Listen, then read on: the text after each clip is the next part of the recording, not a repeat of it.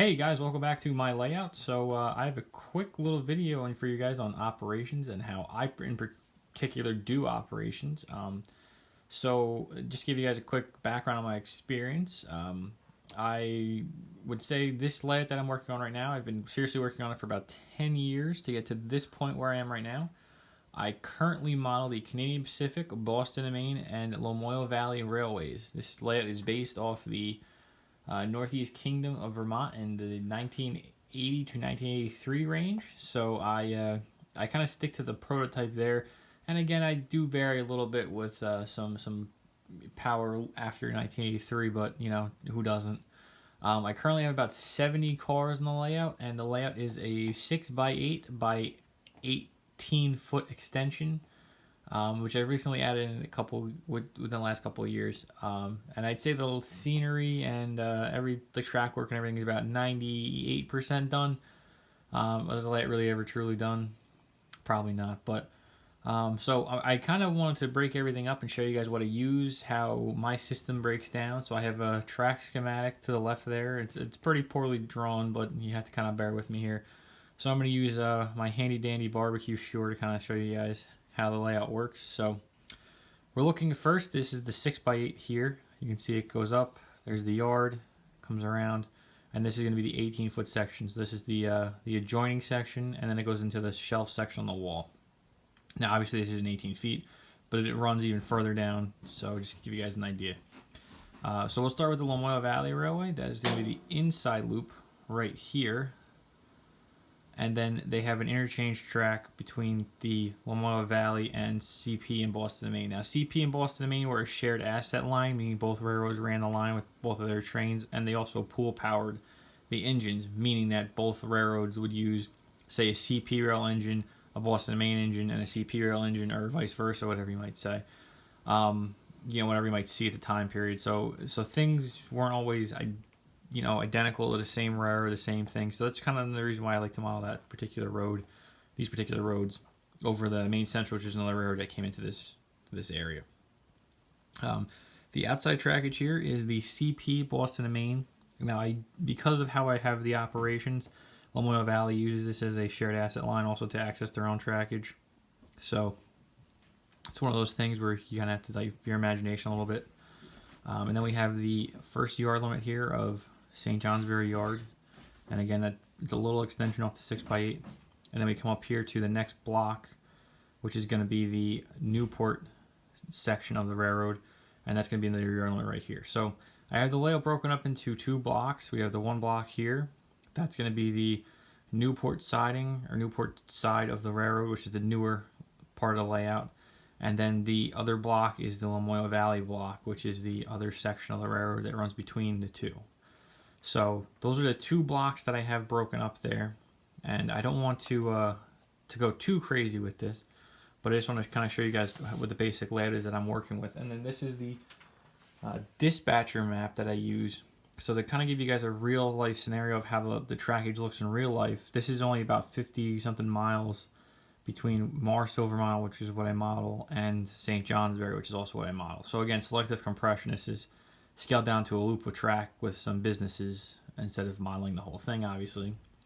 And then this is the St. Johnsbury here, Wells River, and then Newport. So in relation to that, on the schematic, I'll bring the orientation back in here. This is going to be your St. Johnsbury section, your Lamoille Valley to Morrisville section, and then over here is your Wells River to Newport section. So if you look at it from the dispatcher map, it's kind of laid out in that routing. So I'm really modeling to the left here, to the bottom, and then up. So that's basically the idea of what the operations look like. And then we'll kind of dive into the little devices and things that I use to perfect the operation. So number one is this barbecue skewer. These things are great for uncoupling cars. You can buy like a pack of 100 or 50 of them for a couple bucks, and they are fantastic. I also use them for paint stirrers, so they're just a win all around. Next is the car cards waybills. These are made by Micromark. So this is the actual car card itself. So you can see the top. I don't use the AAR reporting marks. I just like to keep it plain. Again, the point of this is to have fun, guys. So you shouldn't be going too crazy with it, in my opinion. Again, you can do as much as you want to or as little as you want to. But for me, this just makes it easier. And at the time period, this is something that that they were using. Not they were using these particular things, but the origins of waybills and everything like that. So this particular car is a tank car. It's 4-letter reporting or 4-letter reporting marks, and then its number, so you can identify it. So it makes it quite simple. Then we have the waybill itself. Now, what I do is I keep everything pretty plain Jane, in the fact that I use black is full, red is empty. So it kind of gives you an idea of loads to empties. And you can see here, I'll kind of get in there close. You can see it's going to Suburban Propane. It's going to Wells River, Vermont. The train it's on, what railroad's hauling it, and where it's going is Suburban Propane. So, the position changes. Sometimes it's Montreal here, or Newport, or Suburban Propane. So again, there's 4 positions to the card. I'll use 2 of these cards, so I can have 8 positions to the railroad, and that really keeps the trains constantly changed. You're not the same exact trains with the same exact cars. That's another huge bonus, 2 car cards. Next is track warrants. So these are made by Micromark as well. Pretty much anything you guys need, you can really get from Micromark. Great company, really good service. So definitely highly recommend them.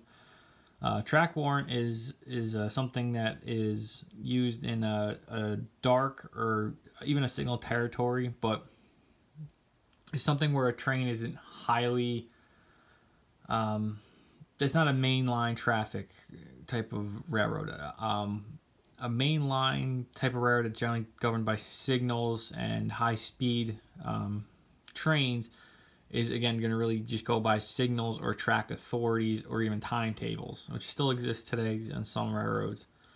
Where this is more of a short line operation, which is what I model. So this is what I've stuck with.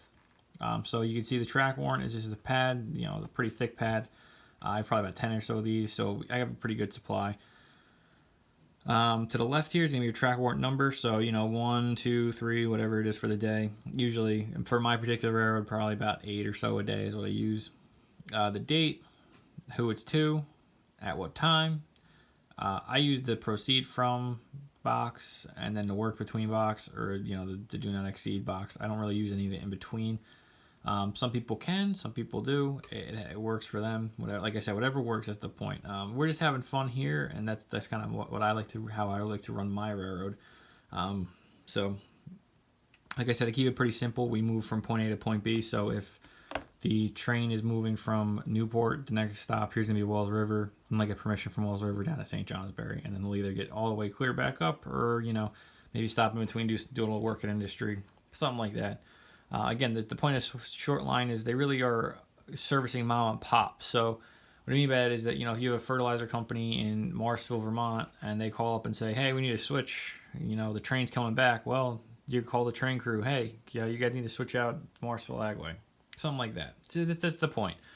Then the last thing from Micromark that's commercially available is going to be these bad order cars. Now, these are huge in an op session for helping you figure out if there's any problem. So say one of my cars derails and I know a wheel set's bad. I then can come in here and I can write on this card and say wheel set's bad, and then I can put this with my car card, and now the operators know that's a bad car to set it off on a maintenance way track or a rip track, and I know as a layout operator, or the layout owner, sorry, that I need to replace that because the next session goes around, we want everything to kind of run smoothly.